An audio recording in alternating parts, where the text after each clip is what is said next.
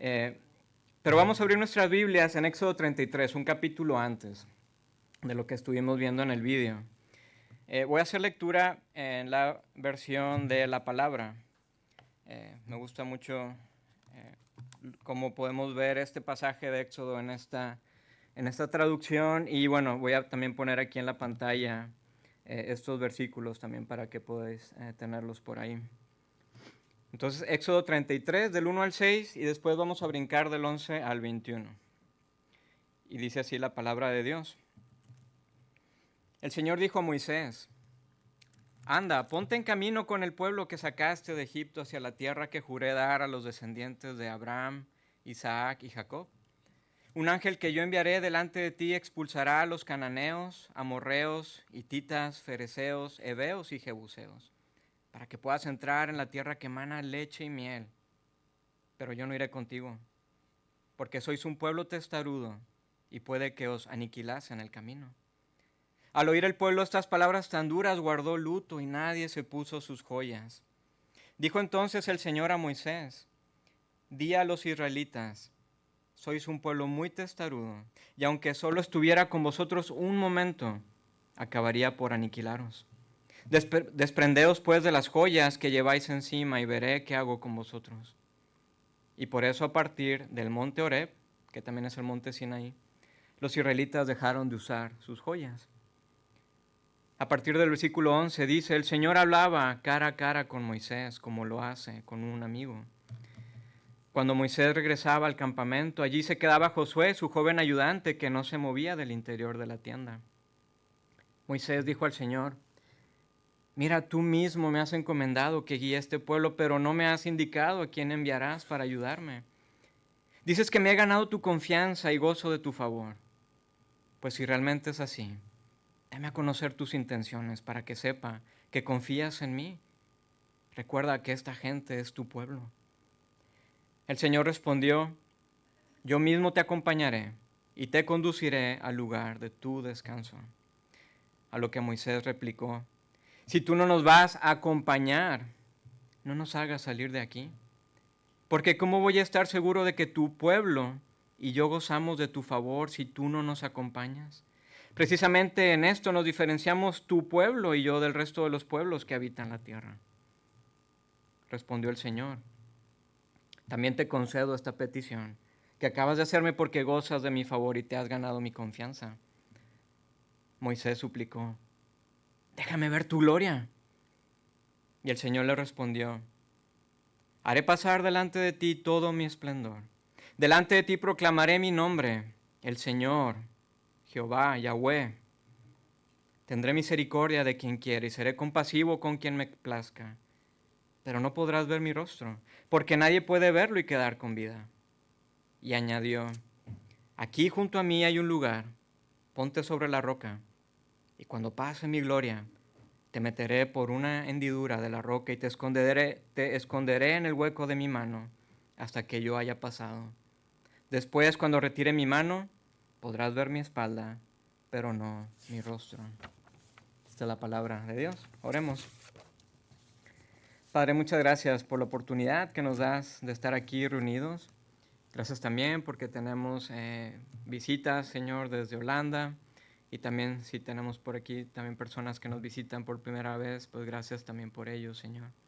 Pero Padre, que todos juntos podamos maravillarnos ante este pasaje en Éxodo, pero ante tu carácter principalmente, y que nuestro corazón pueda anhelar lo que anheló Moisés, de ver tu gloria, de verte en realidad, y cómo esto significa para nosotros y cómo nos impacta en el día a día. Ayúdanos, Padre, te lo pedimos en tu nombre. Abre nuestros ojos y nuestro entendimiento para ver las maravillas de tu Evangelio en el Antiguo Testamento. Te lo pedimos grandemente, Padre. Amén. Así que bueno, estamos en un paréntesis en este verano, antes de retomar la serie del Sermón del Monte, en el cual pues juntos hemos estado como iglesia aprendiendo las palabras de Jesús en su sermón. Y hemos visto en el Sermón del Monte cómo Jesús nos enseña y nos invita a imaginar cómo es su reino. Y es un reino como que es invertido, un reino al revés, un reino muy diferente a los reinos que tú y yo conocemos. Pero también Jesús nos muestra y nos lleva de la mano a ver cómo son sus discípulos en ese reino que Él está estableciendo. Y la invitación de Jesús es tan maravillosa y es de transformación total. Porque os imagináis una comunidad o una sociedad que se tome en serio las palabras de Jesús, las palabras del sermón. Una comunidad que viva de acuerdo a estas palabras. ¿Qué pensáis? ¿Cómo será una comunidad que se toma en serio las palabras de Jesús? A lo largo de muchos años, muchas personas han pensado que lo que Jesús nos enseña en el sermón solamente es un idealismo y al final pues se cruzan de brazos porque llegan a la simple conclusión de que pues no se puede vivir de esa manera. Pero amigos, Jesús no nos da un sermón, el cual Mateo dedica 3 capítulos para darnos solamente un ideal. Al contrario, Jesús en su sermón nos muestra una extraordinaria posibilidad gracias al Evangelio. Jesús nos está mostrando cosas tan profundas que se pueden vivir y que se pueden experimentar si tomamos con seriedad sus palabras. De hecho, cuando veamos ya el final de la serie del Sermón del Monte, y bueno, voy a dar un spoiler, Jesús termina su sermón diciendo, el que escucha mis palabras y obra en consecuencia puede compararse a una persona sensata, una persona sabia, que construyó su casa sobre un cimiento de roca viva. El que escucha las palabras de Jesús y vive en consecuencia es una persona sensata, una persona sabia. Y creo que todos nosotros queremos vivir, ¿cierto?, con sabiduría y con sensatez. Creo que todos deseamos florecimiento y vivir en verdad, vivir en realidad. Creo que todos deseamos un avivamiento en nuestra ciudad, en nuestra comunidad, en nuestra iglesia. Creo que todos queremos ver vidas cambiadas, relaciones sanadas, empleadores y empleados con ética laboral. Queremos ver servidores públicos generosos y sabios. Queremos ver iglesias que aman y sirven su comunidad. Creo que tenemos un deseo de lo que es glorioso, de lo que tiene peso, de lo que tiene valor, ¿cierto? Y entonces tenemos este pasaje de Éxodo 33 que leemos, o que leímos, que tenemos en el Antiguo Testamento. Y este pasaje es como si fuera un flashback de lo que ocurre en el Sermón del Monte con Jesús y las multitudes. Y entonces vamos al pasado, varios años atrás, a Éxodo 33. Y entonces este pasaje de Éxodo viene siendo como un eco que va progresando hacia el Sermón del Monte.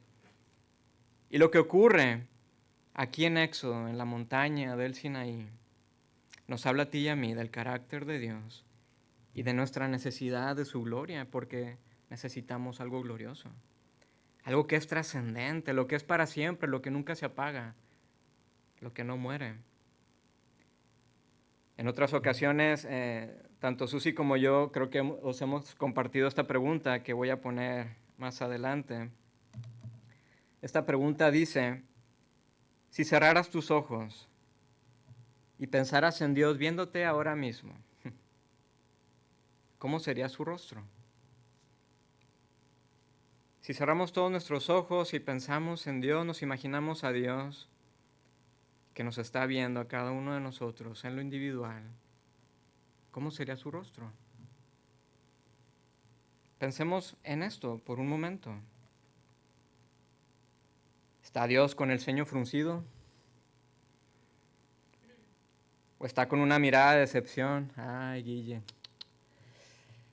¿O está con un dedo acusador? Te pillé.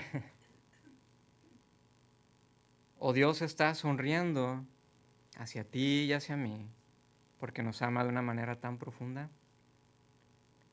¿Cómo es el rostro de Dios? Y tal vez la respuesta que tengamos refleja nuestro bagaje religioso que hemos tenido, pero también refleja nuestro contexto y la cultura que nosotros hemos absorbido, lo que piensa nuestro país, nuestra sociedad acerca de Dios y lo que significa para la vida en el día a día. Pensando en esto es interesante en los datos que hizo la compañía Ipsos. Hizo una encuesta, es una compañía que hace estudios de mercado, y en su encuesta anual de Religión Global 2023, de creencias religiosas alrededor del mundo, encontraron algo interesante y dicen que en España, y esto es el año pasado, solo un 44% de la población dice creer en Dios o en una fuerza superior, frente a un 32% que declara no creer en nada. Un 44%. Ahora, de los que creen en Dios tal y como se describe en las Sagradas Escrituras o en la Biblia, se reduce a un 23%. O sea, los que creen que hay un Dios, como vemos aquí en nuestras Biblias, es un 23%. Es un porcentaje similar a los que declaran creer en una fuerza superior, pero no en un Dios personal. Y esto es interesante. Podemos decir entonces que en España la mayoría de la gente se puede considerar espiritual, pero no religiosa. Y yo creo que muchos de nosotros hemos escuchado tal vez estos comentarios en nuestras familias o amigos.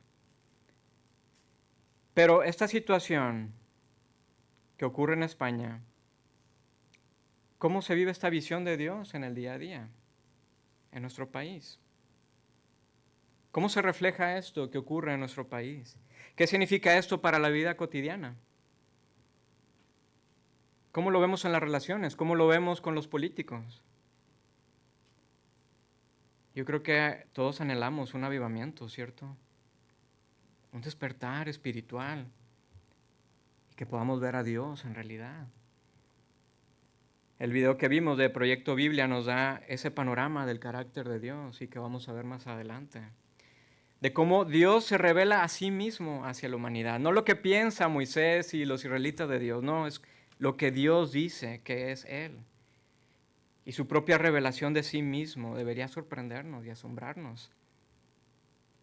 Vimos que es un Dios compasivo, es un Dios clemente, lento para la ira, pero abundante en amor leal y en verdad. Entonces, para dar todavía más contexto a lo que está ocurriendo aquí en Éxodo 33, sabemos que el pueblo de Israel pues estaban en esclavitud en Egipto por un poco más de 400 años. Ese pueblo que se estaba multiplicando como la arena del mar y las estrellas del cielo, tal como Dios lo había prometido a Abraham y Sara, de pronto dejan de florecer.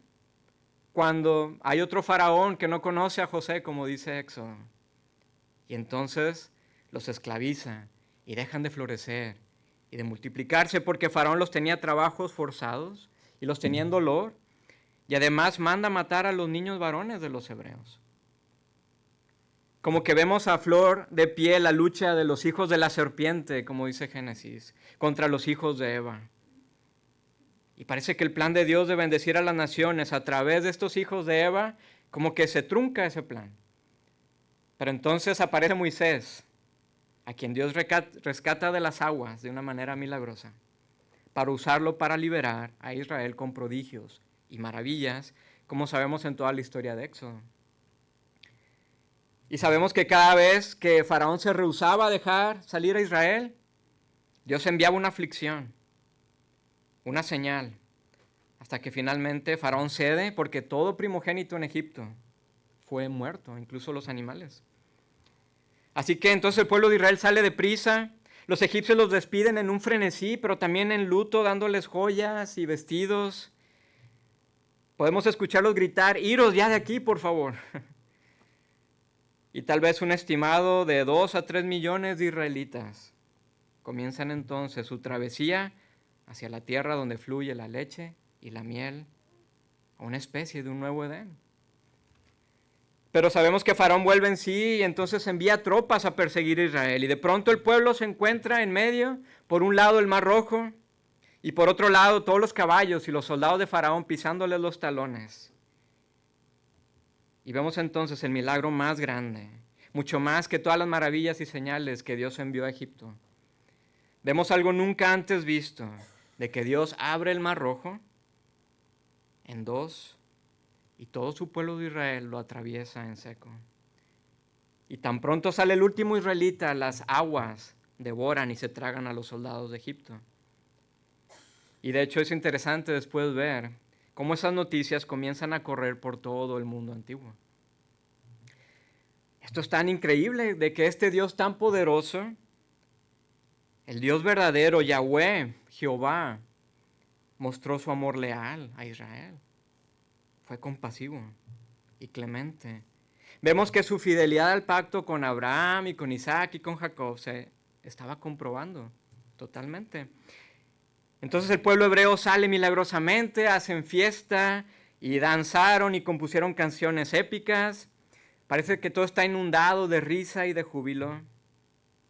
Pero poco después comienza la queja y la desesperación y la rebeldía de Israel empieza a crecer contra Dios, pero también contra Moisés. Y tal vez es muy fácil ver la historia para ti y para mí desde lejos y juzgar a los israelitas de rebeldes y necios, qué testarudos. ¿Que no les bastó con ver las maravillas y los milagros de Dios tan grandes? Bueno, yo creo que nosotros tampoco nos basta, ¿verdad? Porque yo me veo igual que ellos, de que caigo tan rápido y tan fácil como el pueblo de Israel. Yo creo que estos pasajes son como un espejo para nosotros, para nuestro corazón. Así que después de varias semanas, Israel llega a las faldas de la montaña Sinaí.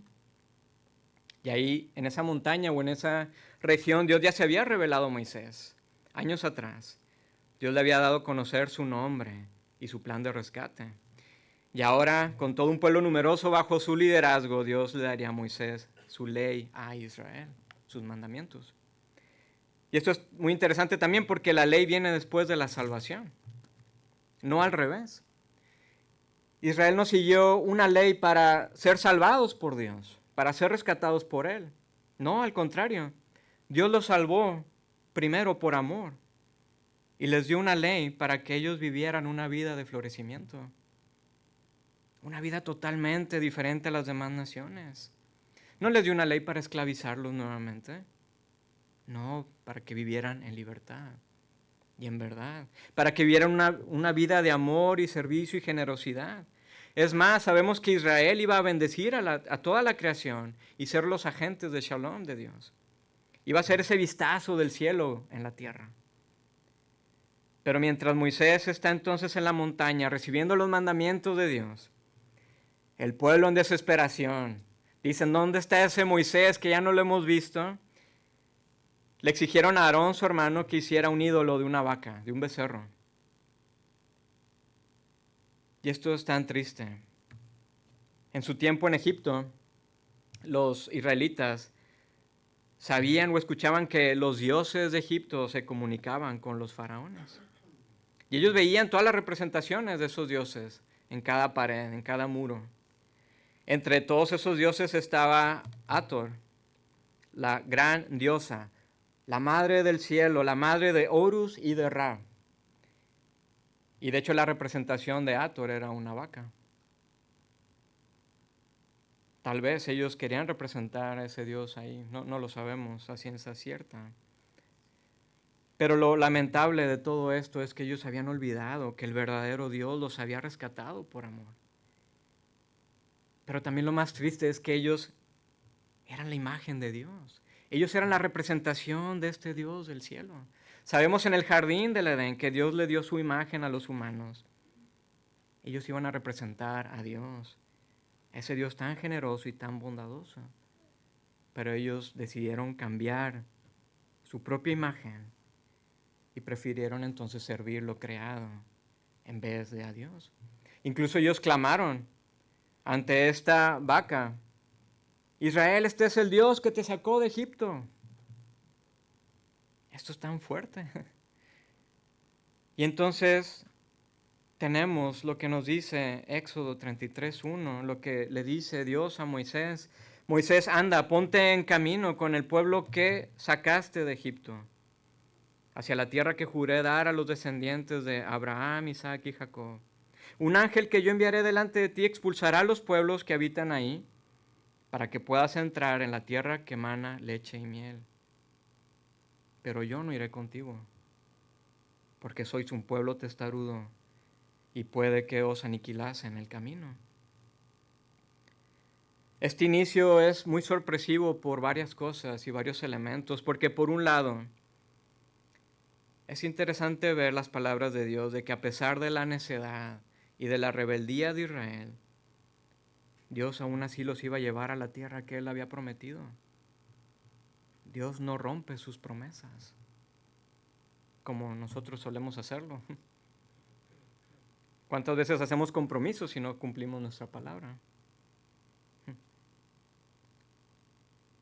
Y aún así, en medio de la infidelidad del pueblo, Dios le dice que los iba a llevar a ese jardín de los deleites donde fluye leche y miel, donde no hay necesidad. Incluso iba a enviar a su ángel para dejar todo el camino limpio y que ellos solamente entraran y poseyeran la tierra. Pero por otro lado encontramos algo también muy triste. Porque Dios ya no le dice a Moisés, mi pueblo que yo saqué, sino que le dice, el pueblo que tú sacaste. Un pueblo necio, de dura cerviz, un pueblo testarudo. Y todavía les dice, yo no voy a ir contigo, Moisés. ¿Qué nos hace sentir estas palabras de Dios a nosotros? ¿Qué emociones despiertan estas palabras de Dios a nosotros?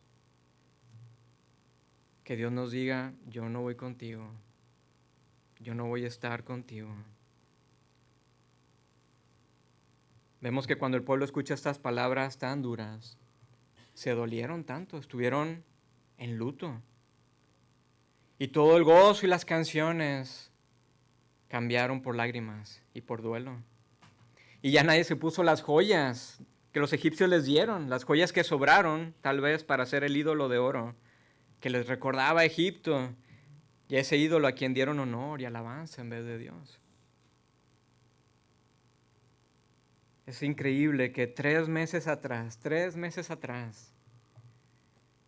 todo este pueblo vio cómo Dios hizo señales y cómo hizo maravillas cuando envió las aflicciones a Egipto, ejecutando en cada una de estas juicios a cada uno de los dioses egipcios, diciendo que Él es el verdadero Dios que controla todo.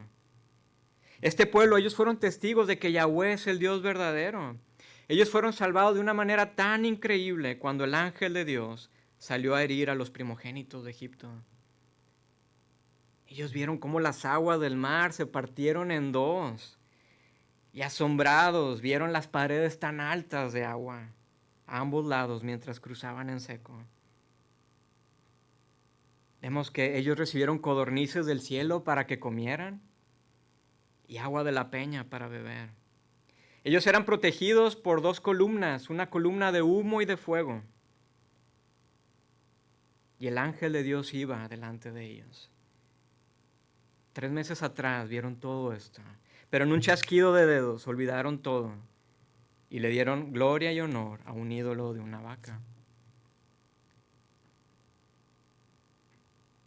Aunque podemos ver que este pueblo es tan pagano, nosotros vivimos en un mundo moderno. Bueno, yo creo que tenemos muchos ídolos también. ¿A qué cosas le damos nuestro sentido de vida? ¿Qué cosas nos dan sentido en nuestra vida? ¿A nuestro trabajo? ¿Nuestras relaciones? Tal vez nuestras posesiones, nuestros logros, lo que he construido con mis manos. Tal vez mis memorias del pasado, el pasado era mejor que ahora. Y siendo yo el primero en responder estas preguntas, tristemente confieso que sí a todo. Amigos, Dios no sacó a su pueblo para una nueva esclavitud o para abandonarlos en el desierto, sino que Él los rescata para florecimiento y para que tuvieran vida y vida en abundancia. Y Dios les muestra tanto a Israel y a ti y a mí, cuando tenemos esta crónica en nuestras manos, en nuestro propio idioma, de que Él quiere lo mejor para nosotros. Dios quiere lo mejor para nosotros. Dios nos ayuda a poner nuestras relaciones y nuestro trabajo y posesiones, mi pasado, presente y futuro en orden. Y todavía Él desea relacionarse conmigo como un Padre lleno de amor. Él quiere relacionarse con nosotros. Es increíble la nota del autor de Éxodo en el versículo 11. Dice que el Señor hablaba cara a cara con Moisés, como lo hace uno con un amigo. Esto es tan increíble, de que Dios hablaba cara a cara con Moisés. Sabemos que Moisés crece en la corte real egipcia bajo la mejor educación de los sacerdotes y maestros de Faraón. Y tal vez Moisés, al caminar en el palacio y al ver cada uno de los muros, veía diferentes pinturas de las representaciones de los dioses hablando con los faraones cara a cara. Por ejemplo, aquí tenemos una representación donde está el faraón hablando con Anubis y con Horus, cara a cara. Pero sabemos que Moisés estuvo cara a cara con el verdadero Dios, quien hizo los cielos y la tierra, quien tiene todo el mundo en sus manos. Y este gran Dios quiere tener esta misma relación con nosotros, como un amigo, como nuestro Padre. Y esto es tan increíble, ¿cierto? Y entonces Moisés, cuando escucha las palabras tan duras de Dios, le suplica que no los dejara. Básicamente Moisés le dice: Señor, recuerda que esta gente es tu pueblo. Tú eres nuestro Dios. Y si tú no nos vas a acompañar, no nos hagas salir de aquí. No vale para nada la tierra prometida si tú no estás entre nosotros. Porque no hay vida sin ti. Porque no hay sentido si tú no estás. Por favor, venos con agrado como tu pueblo y ve con nosotros. Llévanos tú. No sé si habéis visto algunas fotos de la región del Sinaí. Es una zona totalmente árida, no hay nada. Pero es interesante que Moisés prefiere quedarse ahí si Dios no va con ellos, en ese desierto. Y vemos que Dios ve con agrado la petición de Moisés en favor del pueblo, que estaba a las faldas de la montaña. Y Dios ve con agrado todo esto. Pero todavía Moisés le pide algo más a Dios. Le dijo: te ruego que me muestres tu gloria. Muéstrame tu gloria. ¿Y qué significa esto? Sobre todo porque la respuesta de Dios puede sonar un poco extraña. Moisés pide ver la gloria de Dios. Y Dios le contesta que no puede ver su rostro y vivir. ¿Pero qué? ¿Dios no hablaba con Moisés cara a cara, como vimos anteriormente? Bueno, aquí tenemos un giro muy importante en esta narrativa. Y es lo que vamos a seguir viendo más adelante. Pero este es un giro importante en la vida de Moisés, en la vida de todo el pueblo, en el llamado de Moisés, pero también lo que esto significa para nosotros, esta petición de ver su gloria. Como recordamos, Moisés creció y se crió en una cosmovisión politeísta. Pero también él vivía en dos mundos, porque por un lado tenía su herencia hebrea y lo que él sabía sobre el Dios de sus padres, Yahweh, quien juró lealtad e hizo una alianza de amor con sus antepasados. Pero por otro lado tenía su herencia egipcia, una red intrincada de dioses caprichosos que no eran compasivos ni amorosos, que demandaban siempre lealtad y sacrificios. Y Moisés se da cuenta que Yahweh no es como esos dioses. Él ve que Dios es diferente. Y Moisés fue testigo de esa gran diferencia cuando empieza a ver las señales y las maravillas y los prodigios de Dios. Pero parece ser que aún así Moisés deseaba más de Dios. Él deseaba conocer sus caminos. Él deseaba conocerle en lo más íntimo. No solamente conocer su nombre, sino conocer quién es Dios, conocer su honor, conocer su reputación, su carácter, conocer su gloria. Sabemos que Moisés escuchaba la voz de Dios y veía su presencia, lo que se conoce como teofanía. Cuando ve a Dios en ese árbol que arde, también ve a Dios en la columna de humo y de fuego. Él también veía a Dios en el ángel de Yahweh que los guiaba. Así que la referencia de hablar cara a cara es más bien una expresión idiomática, porque no había visto el rostro de Dios, así como vemos nuestros rostros nosotros. Pero Moisés quiere ver más de Dios, él quiere ver su gloria, él quiere ver todo ese peso de Dios, conocerlo en verdad, ver sus ojos, ver su expresión, ver quién es Yahweh en realidad. Así que por eso este giro es tan importante en esta narrativa y también en la tradición oral del pueblo de Israel. Dios no solamente se había revelado nada más a Moisés, sino que también a todo el pueblo. Todos habían sido testigos de esos acontecimientos tan asombrosos. Y luego cómo Dios los lleva al Sinaí para consagrarlos como su pueblo y Él sería su Dios. Y por eso Él les dio estos mandamientos. Era una alianza de pacto. Y era para que ellos fueran diferentes a las demás naciones, pero también para que ellos expresaran la gloria de Dios, su shalom, a todos los demás. Y vemos entonces que Dios accede. Dios estaba todavía por darse a conocer más de sí mismo al mostrar su gloria a Moisés. Pero había algo importante, porque Dios le contesta a Moisés lo siguiente: haré pasar delante de ti todo mi esplendor. Delante de ti proclamaré mi nombre, Yahweh, el Señor. Pero no podrás ver mi rostro, porque nadie puede verlo y quedar con vida. Te esconderé en el hueco de mi mano hasta que yo haya pasado. Después, cuando retire mi mano, podrás ver mi espalda, pero no mi rostro. Todo esto es tan misterioso, ¿verdad? Para nosotros ver la espalda de Dios, ver su rostro, es tan increíble. Y entonces, ¿qué es lo que pasa? ¿Qué es lo que ocurre? ¿Pudo Moisés ver la gloria de Dios? ¿Fue posible ver el esplendor total de Yahweh sin morir? Bueno, es lo que vamos a seguir viendo en las siguientes semanas. Es lo que vamos a reflexionar juntos en agosto, ver el carácter de Dios, su gloria total. Pero os voy a dar un pequeño spoiler. Bueno, todos tenemos en nuestras manos Éxodo. Sí, Moisés vio la gloria de Dios en todo su esplendor. Pero solamente nos dice que solamente vio la espalda. Que de hecho al bajar de la montaña el pueblo no podía ver el rostro de Moisés, que tenía que cubrir su cara por ese resplandor tan grande. Solamente vio la espalda.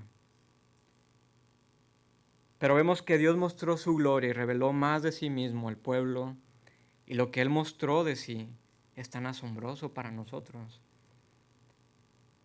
De hecho, como os decía, esto es como un flashback. Ahora vamos al año 30 después de Cristo y está Jesús en una montaña con una multitud a su alrededor y Él está dando un sermón a todas estas personas. Pero lo increíble es que Él, Jesús, nos está mostrando la gloria de Dios. La gloria de Dios, plenamente. Ahora sí, cara a cara, como un amigo. Y lo tenemos ante nosotros. Que de hecho cuenta Juan en su Evangelio sobre Jesús, en el capítulo 1 de su Evangelio. Dice que la palabra, el verbo, se encarnó y habitó entre nosotros. Y vimos su gloria, dice Juan. La que le corresponde como hijo único del Padre, lleno de gracia y de verdad. En efecto, de su plenitud todos hemos recibido bendición tras bendición. Porque la ley fue dada por medio de Moisés, pero la gracia y la verdad nos vinieron por medio de Jesucristo.